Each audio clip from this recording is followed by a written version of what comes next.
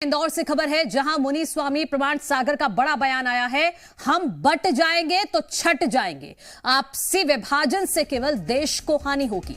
मूर्ति पूजा में विश्वास नहीं, वो मंदिर क्यों जाएंगे। एकजुट रहेंगे तभी समृद्धि और विकास संभव है।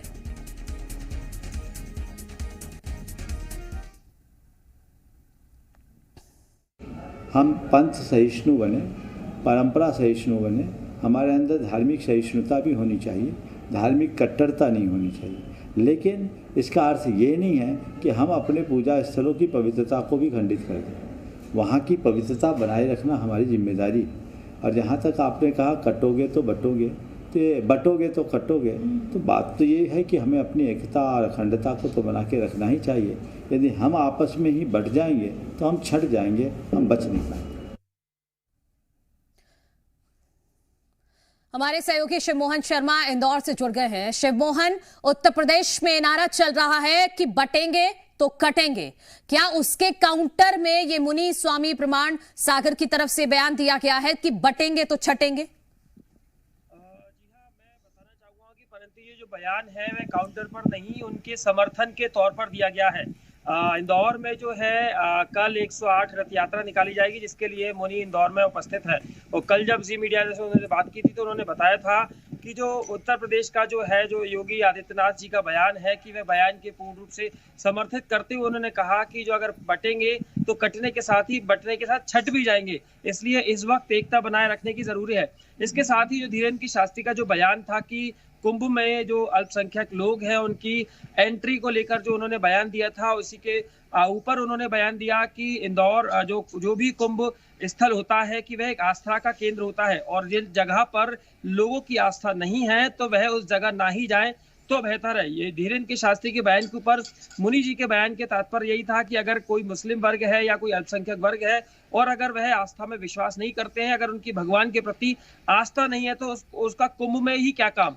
इस तरह के जो बयान थे मुनि जी के, वह इंदौर में सामने निकल कर आए। हालांकि इन सभी बयानों से सियासी हलचल जरूर तेज हो गई है। लगातार जो है जो दूसरे लोग जो है उनकी बयानबाजी भी इस पूरे मामले पर शुरू हो गई है, परंतु इनके जो बयान है वे काफी बड़े स्तर पर देखे जा रहे हैं, क्योंकि प्रमाण सागर जी महाराज जैन समाज में एक बड़ा औहदा रखते हैं, एक बड़े मुनि के तौर पर देखे जाते हैं। और उनका जो बयान है योगी आदित्यनाथ के बयान के साथ जुड़कर कि कटेंगे तो बढ़ेंगे, इसके साथ ही बटेंगे तो छटेंगे, यानी अगर अलग अलग हो जाते हैं तो आपको छाटना यानी अलग अलग और करना शुरू हो जाएगा। इस तमाम जो बयानों के बीच प्रमाण सागर जी बयान तो एक तरह से मुनि स्वामी प्रमाण सागर ने यूपी के मुख्यमंत्री योगी आदित्यनाथ के समर्थन में ये बयान दिया है, उसी को आगे बढ़ा रहे हैं। जी हाँ, आपने सही कहा। जो उत्तर प्रदेश के मुख्यमंत्री है योगी आदित्यनाथ का जो बयान था बटेंगे तो कटेंगे के बाद, उन्होंने ये कहा कि बटेंगे छटेंगे के साथ ही बटेंगे और छटेंगे, कटने के साथ ही छट भी जाएंगे। अगर एक साथ जो वक्त है वो ठीक है। शिवमोहन शर्मा, फिलहाल बहुत शुक्रिया आपका तमाम जानकारी के लिए। उधर श्योपुर में हुड़दंग और पत्थरबाजी, मतदान के बाद गांव में हंगामा देखने को मिला है। ग्राम गोहटा विकासखंड में आगजनी और पत्थरबाजी की खबर है।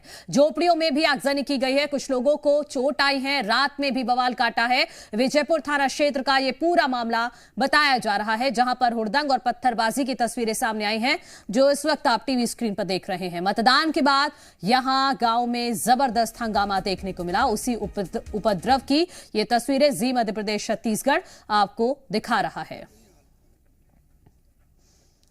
हमारे सहयोगी परमेश्वर सिंह ज्यादा जानकारी के साथ जुड़ गए हैं। परमेश्वर, वोटिंग से पहले फायरिंग, अब वोटिंग के दौरान भी इस तरह का तनाव? बिल्कुल, जिस तरह से विजयपुर उपचुनाव भले ही वोटिंग समाप्त हो गई हो लेकिन मतदान खत्म हो गया, लेकिन जिस तरह से आप देख सकते हैं चुनाव के समय भी लगातार इस तरह की खबरें आती रही है, और अब ये चुनाव के बाद भी लगातार खबरें आ रही है। कहीं ना कहीं प्रशासन के लिए चिंता का विषय है और सरकार के लिए चिंता का विषय है कि जिस तरह से चुनावी रंजिश इसमें निकलकर सामने आ रही है, और उसी को लेकर अब प्रशासन भी अलर्ट मोड पर है। अब प्रशासन इस मामले पर निगरानी जमाए हुए है, और ग्राम जहाँ पर सूत्रों से अभी तक खबर लगी है कि ग्रामीण इस मामले की शिकायत लेकर भी पुलिस के पास पहुंचेंगे। पुलिस का यह कहना था, रात पुलिस प्रशासन वहां पर पहुंचा था और समझाइश के बाद ये पूरे मामले को शांत करवाया गया था, लेकिन इसमें कोई शिकायत नहीं आने के बाद अभी तक कुछ ऐसा एक्शन नहीं हुआ था। लेकिन अब ग्रामीण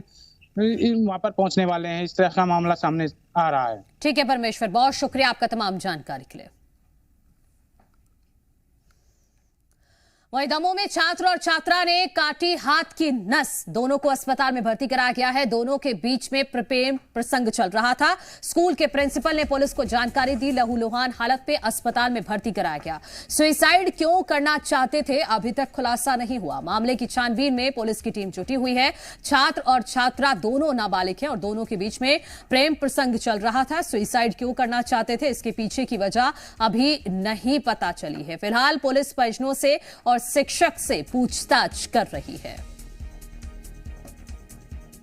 सूचना मिली थी कंट्रोल के माध्यम से। उस सूचना पर पुलिस बल को तत्काल भेजा गया। बच्चों को चोट लगी थी और बच्चों और परिजनों के साथ में यहाँ अस्पताल में भेजा गया है। मामले की जांच की जा रही है। अभी हमारा स्टाफ लगा हुआ है उनके साथ में। जो भी तथ्य आएंगे उनकी विधिवत जांच की जाएगी। वहीं गुना से खबर है, जहां चोरी के शक में युवक की पिटाई की गई है। खंबे से बांधकर युवक को बुरी तरह से पीटा है। युवक पर बिजली की तार चोरी करने का शक है। पुलिस ने आरोपी युवक को गिरफ्तार कर लिया है। तो चोरी के शक में यहां कानून हाथ में ले लिया गांव वालों ने और तालिबानी सजा दी गई है इस युवक को, जिसकी तस्वीरें हम आपको टीवी स्क्रीन पर दिखा रहे हैं। तार चोरी करने का शक था और इसी शक में खंबे से बांधकर इस युवक को पीटा गया है बुरी तरह से। हमारे सहयोगी करतार ज्यादा जानकारी के साथ जुड़ गए हैं। करतार, चोरी का शक था तो पुलिस को क्यों सूचित नहीं किया, खुद ही सजा दे दी? पर ये एक गरीब व्यक्ति था, चूंकि वहां से खेत से तार चोरी हो गए थे और ये वहां से गुजर रहा था। सिर्फ एक शंका थी कि हो सकता है कि इसने तार चुराए हो। इसी शंका के आधार पर उस युवक को वहां पकड़ लिया जाता है और एक खंबे से बांधकर उसकी जमकर बहुत देर तक मारपीट की जाती है। फिर अन्य ग्रामीण आते हैं, वो उन लोगों के द्वारा पुलिस को शिकायत की गई कि इस तरीके से एक चोर है, उसको पकड़ा है। बाद में पुलिस वहां पहुंचती है, पुलिस उसे ले जाती है और पूछताछ वो की जा रही है। अभी तक चोरी का खुलासा नहीं हुआ है। उस युवक को सिर्फ शंका के आधार पर पकड़ा गया और तालिबानी सजा दी गई। निश्चित तौर पर इस तरीके की सजा देने का कोई प्रावधान है, अधिकार नहीं है। आप पुलिस को सूचना दें, उसके बाद में पुलिस जो भी कार्रवाई है वो करेगी। लेकिन वहां इस तरीके की घटना देखने को मिली। उसके बाद में युवक अभी भी उससे पूछताछ है वो की जा रही है। पुलिस पूछताछ के बाद उसको छोड़ेगी या बंद करेगी, अब देखना होगा। निश्चित तौर पर इस तरह की घटनाएं कहीं ना कहीं शर्मनाक होती।